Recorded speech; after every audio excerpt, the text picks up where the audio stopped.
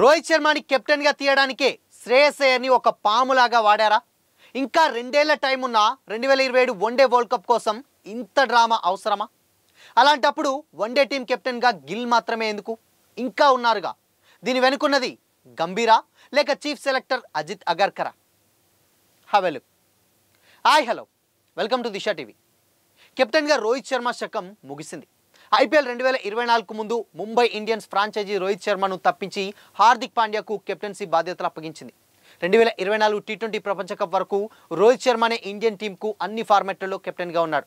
కానీ ఆ తర్వాత టీ20 టెస్టులకు రిటైర్మెంట్ పలికి వన్డేల్లో మాత్రమే కొనసాగుతున్నాడు. కానీ ఇకపై రోహిత్ కేవలం ఒక ప్లేయర్గానే టీంలో కంటిన్యూటీ అవ్వనున్నాడు. ఆస్ట్రేలియాతో వన్డే సిరీస్ నుంచి టీమిండియా వన్డే కెప్టెన్గా రోహిత్ శర్మ స్థానంలో శుభ్మన్ గిల్ కెప్టెన్సీ బాధ్యతలు తీసుకోనున్నాడు. ఈ విషయాన్ని భారత చీఫ్ సెలెక్టర్ అజిత్ అగర్కర్ వెల్లడించారు. ఈ నిర్ణయం తీసుకునేందుకు గల కారణాన్ని సైతం చెప్పారు. భవిష్యత్తును దృష్టిలో పెట్టుకొని నిర్ణయాలు తీసుకోవాల్సి వస్తుందని కూడా అన్నారు. సెలెక్టర్గా టీం అత్యుత్తమటువంటి ప్రయోజనాల గురించే ఆలోచించాలి.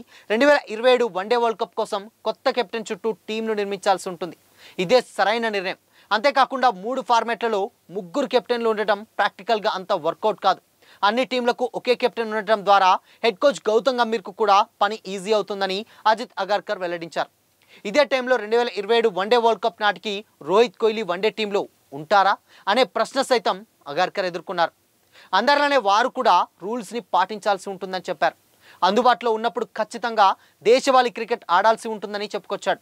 వన్డే వరల్డ్ కప్ వరకు ఆడతామని రోహిత్ కోహ్లీ తమకు ఇప్పటి వరకైతే ఎలాంటి హామీ ఇవ్వలేదని అగర్కర్ చెప్పుకొచ్చాడు.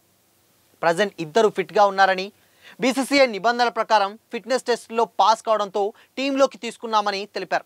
అయితే రోహిత్ను కెప్టెన్సీ నుంచి తప్పిస్తూ బీసీసీఐ తీసుకున్నటువంటి నిర్ణయంపై హిట్మ్యాన్ ఫ్యాన్స్ మాత్రం మండిపడుతున్నారు. దిగ్గజ కెప్టెన్కు ఇది అవమానం లాంటిదేనని కామెంట్లు చేస్తున్నారు. అయితే రోహిత్ శర్మ ఇండియన్ టీం కెప్టెన్గా ఎన్నో అపురూపమైనటువంటి విజయాలు అందుకున్నాడు. వన్డే వరల్డ్ కప్ ఫైనల్లో ఓటమి మినహా ఐసీసీ టోర్నీలో మెరుగైన రికార్డ్ క్రియేట్ చేశాడు. One day world cup and 2024 T20 world cup, 2025 champions ట్రోఫీలో రోహిత్ ఇండియన్ టీంను నడిపించారు. ఈ 3 టోర్నీలో కలిపి 27 మ్యాచ్లు ఆడిన భారత్ ఏకంగా 24 మ్యాచ్లు గెలిచింది. 2 మ్యాచ్లలో మాత్రమే ఓడిపోయి 1 మ్యాచ్లో మాత్రం ఫలితం తేరలేదు. రోహిత్ సారథ్యంలో భారత్ టీ20 ప్రపంచ కప్ 2024, ఛాంపియన్స్ ట్రోఫీ 2025 అండ్ అదేవిధంగా ఆసియా కప్ 2018, 2023 టైటిల్ సాధించింది. మొత్తంగా రోహిత్ శర్మ సారథ్యంలో టీమిండియా 56 వన్డే మ్యాచ్లు ఆడింది. అందులో 42 మ్యాచ్ల్లో గెలిచింది. కేవలం 12 మ్యాచ్ల్లో మాత్రమే ఓడిపోయింది. 1 మ్యాచ్లో ఫలితం మాత్రం తేలలేదు. మరో మ్యాచ్ టైగా ముగిసింది. విజయం శాతం మాత్రం డెఫినెట్గా 76% ఉంది. అయినా సరే ఇంత మంచి ట్రాక్ రికార్డు ఉన్నటువంటి రోహిత్ని కాదని గిల్కు ఎందుకు కెప్టెన్సీ ఇచ్చినట్టు అని కూడా నెటిజన్స్ మండిపడుతున్నారు. ఎలాగో వరల్డ్ కప్కి 2 ఏళ్ల టైం ఉన్నప్పుడు ఒక్క 6 నెలలు ఛాన్స్ ఇచ్చి ఫామ్ని బట్టి డిసైడ్ చేయొచ్చుగా అన్న కామెంట్స్ సైతం వస్తున్నాయి. ఇదిలా ఉంటే team India middle order batter Shreyas అయ్యర్కు ఎట్టకేలకు బీసీసీఐ నుంచి పిలుపొచ్చింది. ఐపీఎల్ 2025లో అద్భుతమైనటువంటి ప్రదర్శన చేసినప్పటికీ అయ్యర్ని ఇంగ్లాండ్తో టెస్ట్ సిరీస్కు సెలెక్ట్ చేయలేదు. ఆ తర్వాత జరిగినటువంటి ఆసియా కప్ 2025కి సైతం అయ్యర్ దూరంగా ఉంచారు. అయితే ఈ సిచ్యువేషన్లోనే అయ్యర్ ప్రాధాన్యత తగ్గిందా అండ్ కావాలనే అతన్ని పక్కకు పెడుతున్నారా అనే అనుమానాలు కూడా తలెత్తాయి. కానీ లేటెస్ట్గా బీసీసీఐ శ్రేయస్ అయ్యర్ని ఆస్ట్రేలియాతో వన్డే సిరీస్ సెలెక్ట్ చేసింది. కేవలం సెలెక్ట్ చేయడమే కాకుండా ప్రమోషన్ కూడా ఇచ్చింది. వైస్ కెప్టెన్గా కూడా నియమించింది. రోహిత్ శర్మను వన్డే కెప్టెన్సీ నుంచి తప్పించినటువంటి బీసీసీఐ గిల్ను కొత్త కెప్టెన్గా ప్రకటించింది.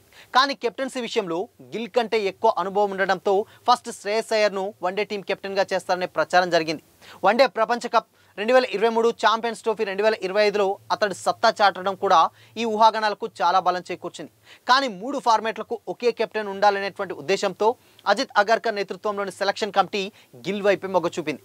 అయితే శ్రేయస్ అయ్యర్ను కెప్టెన్ చేయకపోయినా గిల్కు డిప్యూటీగా ఎంపిక చేశారు. దీన్ని బట్టి చూస్తే వన్డే టీంలోకి అతన్ని ప్రాధాన్యత ఇవ్వాలని బీసీసీఐ డిసైడ్ అయినట్లు తెలుస్తుంది. అందుకే ఇన్నాళ్ళు అసలు టీంలోనే చోటు కల్పించినటువంటి మేనేజ్మెంట్ ఒక్కసారిగా వైస్ కెప్టెన్ సైతం చేసింది. అయితే ఆస్ట్రేలియా టూర్ కోసం ఎంపిక చేసినటువంటి టీ20 జట్టు కోసం మాత్రం అతన్ని పరిగణనలోకి తీసుకోలేదు. ఈ లెక్కన ఓన్లీ శ్రేయస్ అయ్యర్ కేవలం వన్డే ఫార్మాట్ ప్లేయర్గానే బీసీసీఐ భావిస్తున్నట్లు కనిపిస్తుంది. కానీ ఈ సిరీస్లో సత్తా చాటితే అతడు మళ్ళీ టీమిండియా టీ20 టీంలోకి సైతం రీఎంట్రీ ఇచ్చే అవకాశం ఉంది. లేటెస్ట్గా ఇండియా ఏ టీంకు సంబంధించినటువంటి కెప్టెన్గా కూడా ఉన్నారు అయ్యర్. కానీ ఆస్ట్రేలియా ఏతో తొలి అనధికార టెస్ట్ తర్వాత ఉన్నట్లుండి ముంబైకి వచ్చేశాడు.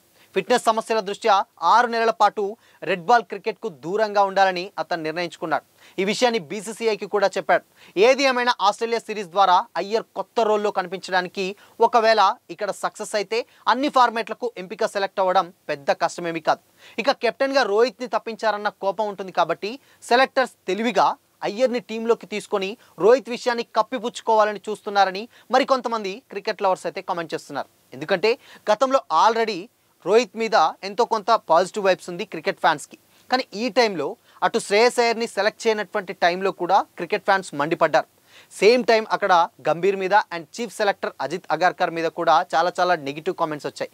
బట్ ఇలాంటి టైంలో ఆల్రెడీ ఇక్కడ శ్రేయస్ అయ్యర్ మీద ఉన్నటువంటి ఒత్తిడి అండ్ దాని తర్వాత డెఫినెట్గా నెగిటివిటీ ఉంది.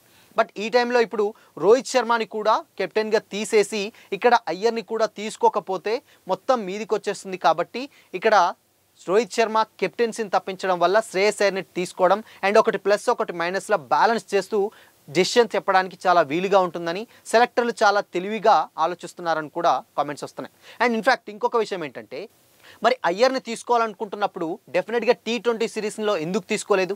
ఓన్లీ వన్డే ఫార్మేట్లో మాత్రమే అయ్యర్ని ఎందుకు తీసుకున్నారు అంటే అక్కడ రోహిత్ శర్మ కెప్టెన్సీ తప్పించారు కాబట్టి ఇక్కడ అయ్యర్ని తీసుకున్నారు. సో దానికి అది మైనస్ చేశారు కాబట్టి ఇది ప్లస్ చేసుకోవడానికి సెలెక్టర్లు ఈ విధంగా ఆలోచిస్తున్నారా అన్న కామెంట్స్ కూడా వస్తున్నాయి. బట్ ఏదేమైనా రోహిత్ శర్మ చేసినటువంటి విజయాలు ఇండియన్ టీంకి మరే కెప్టెన్ కూడా చేయలేదు అన్న కామెంట్స్ కూడా వస్తున్నాయి స్టిల్ ఇప్పటి వరకు కూడా. కానీ బట్ ఇలాంటి టైంలో ఇంకొక 2 ఏళ్ల టైం ఉన్నటువంటి టైంలో ఇంత ఈజీగా అండ్ ఒక 6 మంత్స్ టైం ఇచ్చి దాని తర్వాత ఫామ్ను బట్టి కంటిన్యూ చేస్తే బాగుంటుందన్న అభిప్రాయాలు కూడా వస్తున్నాయి.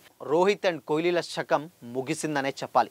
సో మరి అప్పటి వరకు టీంలో డెఫినెట్గా ఫామ్ కంటిన్యూ చేస్తారా లేకపోతే ఇంకా దాని తర్వాత 2 ఇయర్స్ టైం ఉంది కాబట్టి డెఫినెట్గా వీళ్ళిద్దరిలో ఎవరో ఒకరు మరి ఆడతారా లేదా లేకపోతే ఇద్దరు ఆడతారా అనేది మాత్రం ఇక 2 ఇయర్స్ తర్వాత వాళ్ళ మీద ఉన్నటువంటి ఫిట్నెస్ ఏదైతే ఆ ఫిట్నెస్ టెస్ట్ బట్టి డెఫినెట్గా సెలెక్టర్స్ చెప్పినట్టు కూడా ఉంటుంది. బట్ ఈలోపు మరి వీళ్ళు అలానే కంటిన్యూ చేస్తారా లేదనేది మాత్రం తెలియదుకు. బట్ ఏదేమైనా కానీ వీళ్ళ ఇద్దరి శకం రోకోల శకం ముగిసిందనే చెప్పాలి.